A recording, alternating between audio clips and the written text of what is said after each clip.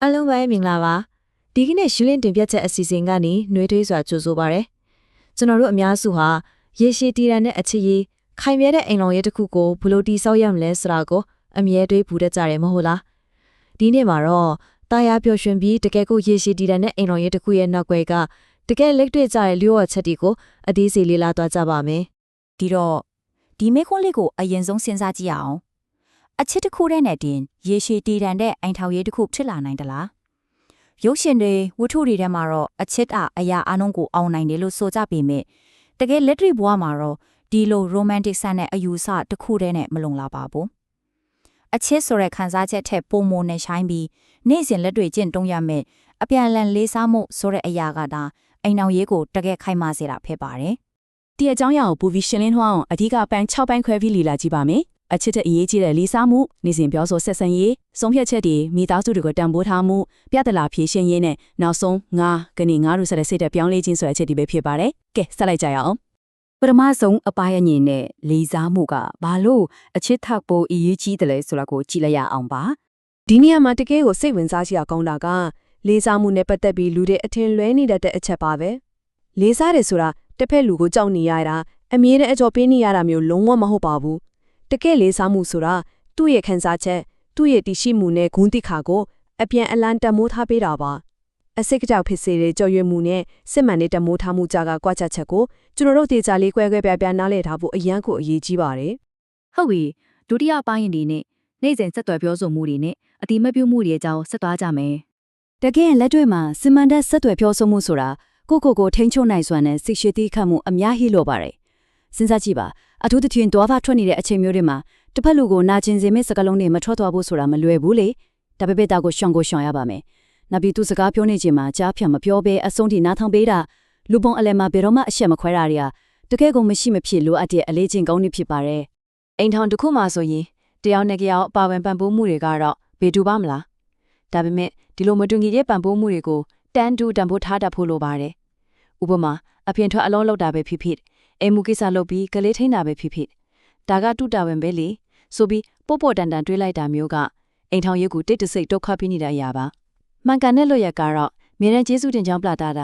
တစ်ဖက်လူပဲမှနှစ်ချင်းမှာအားပေးကူညီတာမျိုးပါပဲဒါဟာတကယ့်ကိုကြီးမားတဲ့အပြောင်းလဲကိုဖြစ်စေပါတယ်တတိယပိုင်းကတော့အကန့်အလန်တိုင်ပင်ဆုံးဖြတ်ခြင်းနဲ့ပုဂ္ဂိုလ်ရေးလွတ်လပ်ခွင့်တွေအကြောင်းဖြစ်ပါတယ်ဒီလိုမျိုးငါပြောတာပဲမှန်ရမယ်ဆိုပြီးအိမ်တွင်းကိစ္စတွေငွေရေးကြေးရေးသားသမီးကိစ္စတွေကိုတရုတ်ကျဲသဘောနဲ့လှုပ်ချလိုက်တာမျိုးဟာ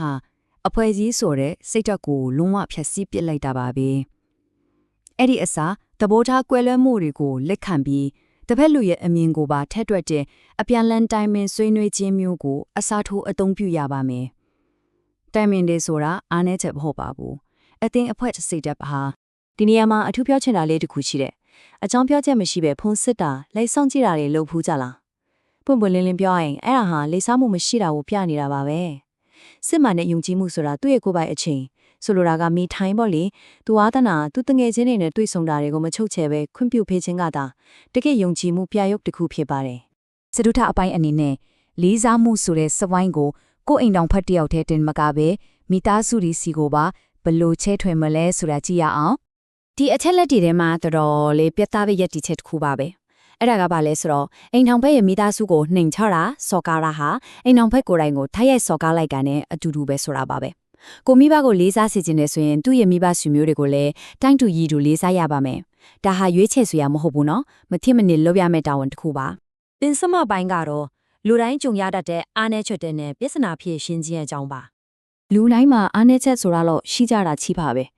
ဲဒါကိုလမ်းညှိုးထိုးပြီးအပြစ်တင်နေမိအစားလူအချက်တွေကိုနားလည်ပေးပြီးအတူတူပြုပြင်ပြောင်းလဲသွားတာကတကယ်လေးစားမှုအစ်စ်ပါလေးစားမှုဆိုတာဘသူကပိုမားလဲဆိုပြီးအမှတ်ပေးစီးမြင်လို့စေမှတ်နေတာမျိုးမဟုတ်ပါဘူး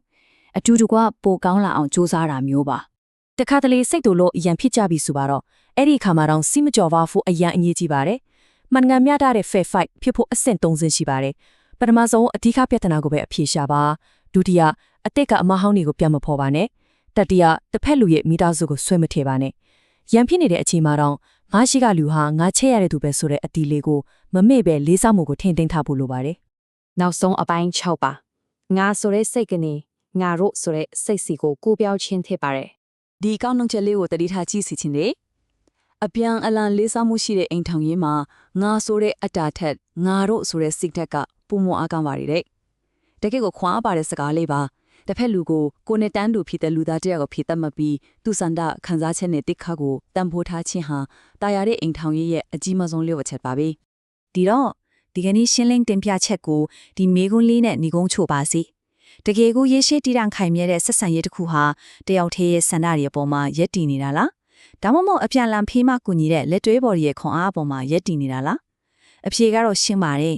အိမ်ထောင်ရေးဆိုတာတယောက်တည်းအနိုင်ယူရတဲ့ပြိုင်ပွဲကြီးမဟုတ်ပါဘူးအပြန်လန်လေးစားမှုဆိုတဲ့အုတ်မြစ်ပေါ်မှာတိဆောက်ထားတဲ့ခိုင်မာတဲ့မိဖက်ဆက်ဆံရေးတစ်ခုသာဖြစ်ပါတယ်